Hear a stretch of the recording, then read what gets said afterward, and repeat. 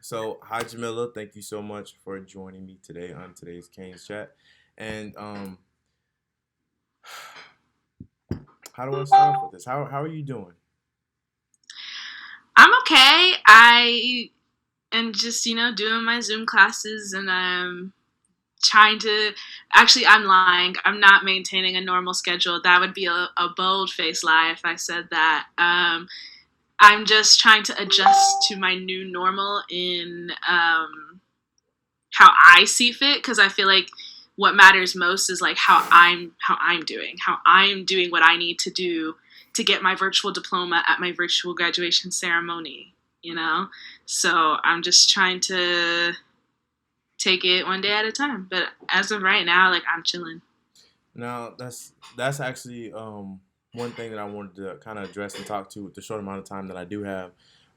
Going to as a senior with everything that's going on, you guys have endured so much. Y'all had Irma, Dorian, and now here we Matthew, Matthew, don't forget me. Zika, and here we are now with COVID-19. So now that it's something that is affecting something so major like graduation and then kind of the workforce going into it because it's changing how the world operates. How does that make you feel? How are you doing in that regard?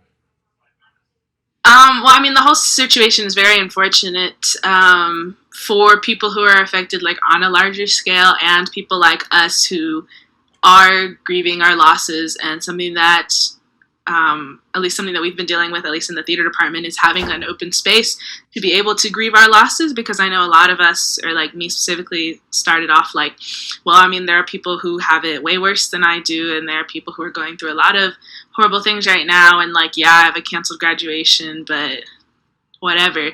And I've learned that it's okay for me to be upset about my losses because as a senior, we've endured a lot. I didn't realize that us in New York for our showcase was like the last time I'd see my classmates for however long. Like, who knew us joking like, oh, our showcase, that's our graduation ceremony, haha, I'll see y'all never. It was like, for real, like I will not see them.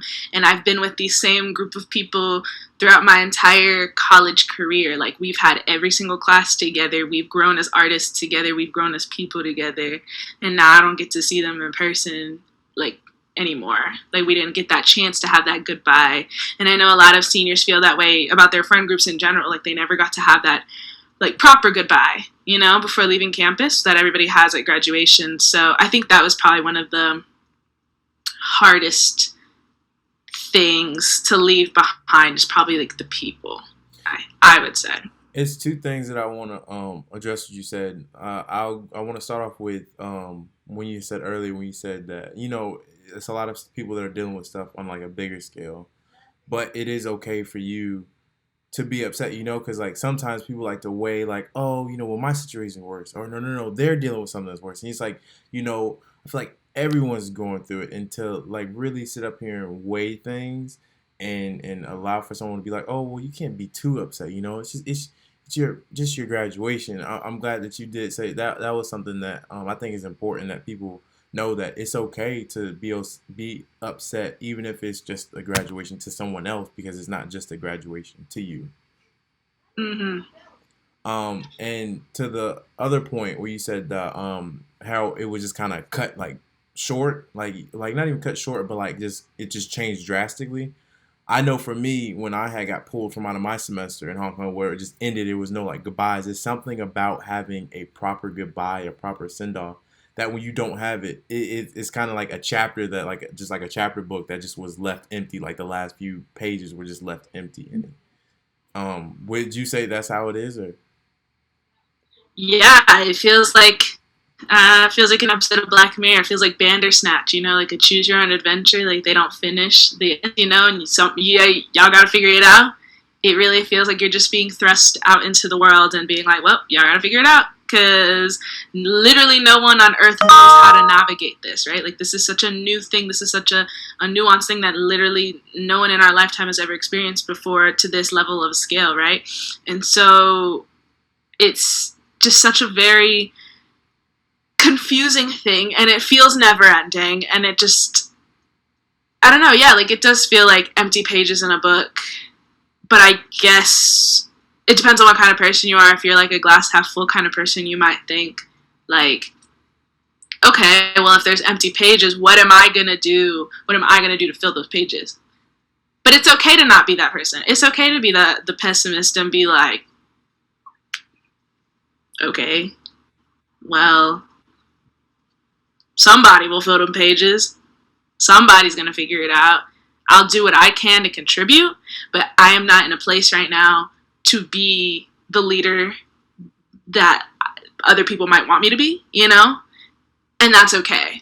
Because everybody is dealing with this in a myriad of different ways. And so, I don't know, I think it's okay for people to embrace their own path through this new normal.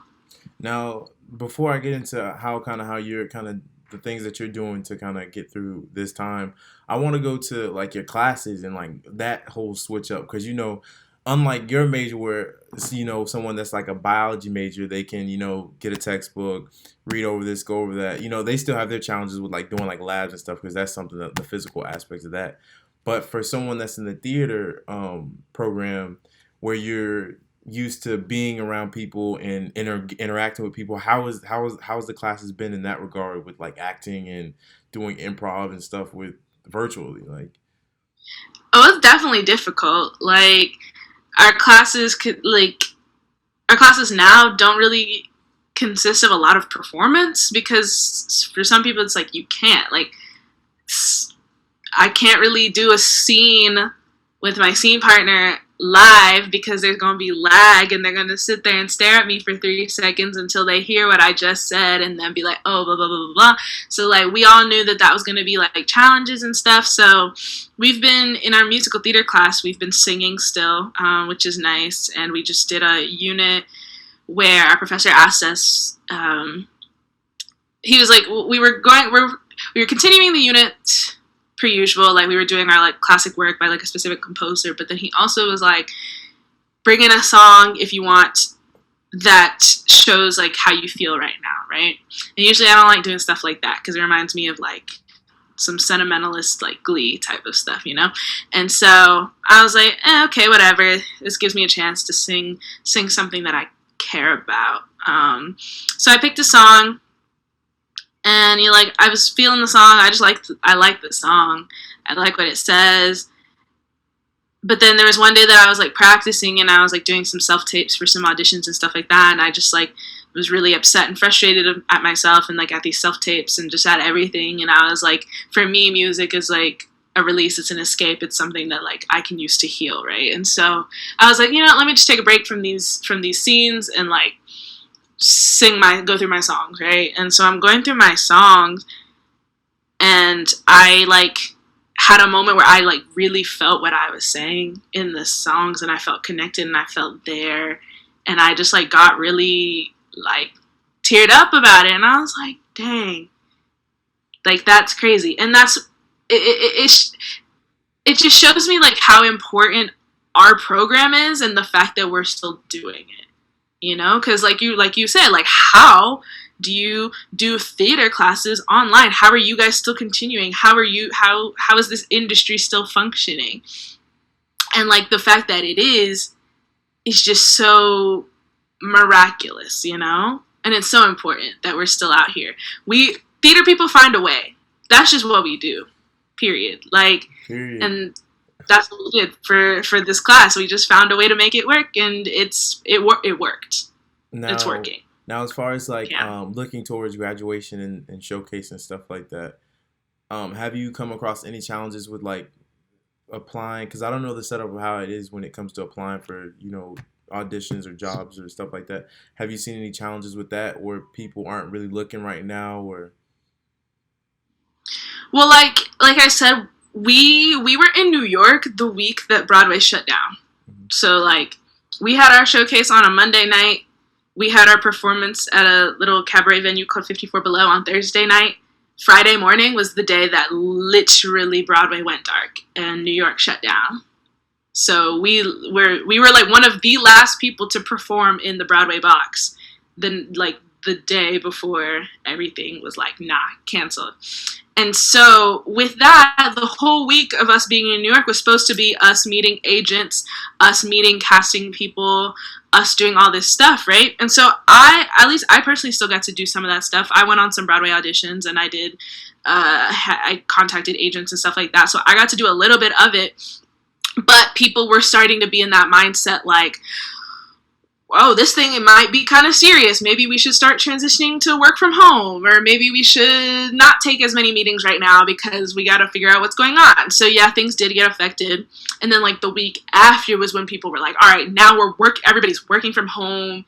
There are no in-person auditions. And you would think that that might be a bad thing, but what it's turned into is now we're in this era of self-taping. And so people are making videos of themselves at home, singing or doing monologues or doing sides or whatever, and sending it to casting people and still getting booked because the show goes on. So if and when these productions come back, casting directors, I guess, have the mindset like, oh, I want to be able to be set just in case. But also a lot of projects book months in advance. So like you could audition for something now that's not supposed to happen until January. So yeah. Actually, auditioning is pretty consistent right now for a lot of people. It's just the medium that's different. Okay. Well, that's nice to hear. It's not like a shortage or anything like that, or you don't have. I mean, we can't do anything right now, so we're not getting paid, but we can still audition. Yeah, that's still good. That's a good thing to hear. Now, going to the aspect, I want to finish on just what are some things that you're doing that are helping you kind of push through this time, like if you're like journaling or anything like that you do that kind of helps you to kind of keep going? I play a lot of video games. PS4, Xbox? Well, PlayStation, but also like my Sims games and stuff. Like I really enjoy playing Sims, so I play a lot of Sims because they don't have Corona in Sims, so that's nice. Unless you create something. I do a lot of let's see, what do I do? Me and my friend from school, we had this concept for years in the making of making a podcast. We have always dreamed about making a podcast, right? And so now we finally like actually did it, and we've recorded a couple episodes and we're working logistics and stuff, and so we'll be releasing that soon. And so that's something that's been helpful for me because especially like the things that we talk about on the podcast are very like, I guess, releasing for me. So I appreciate that, and I can talk about what I love and do what I love with somebody that I really care about. So that's fun. I don't know, like checking in with yourself is always important. If you don't have like counseling, like a counselor or like a therapist or something like that, like making sure that you check in with yourself and do what like you need to do to make sure you're okay and like make sure that you're present and in the moment. And that is different for everybody. But I have my ways of checking in with myself and making sure that I'm good. That's really what I do. And thank you for sharing, because I think that me too. I agree with you on that one as far as the self-reflection. This is the perfect time to do that when you're isolated. Self-reflection is a big thing. But I want to thank you for joining me on this episode of Kane's Chat. I really do appreciate your time and you sharing your story. Of course. Thank you for having me. All right, bye-bye. Bye.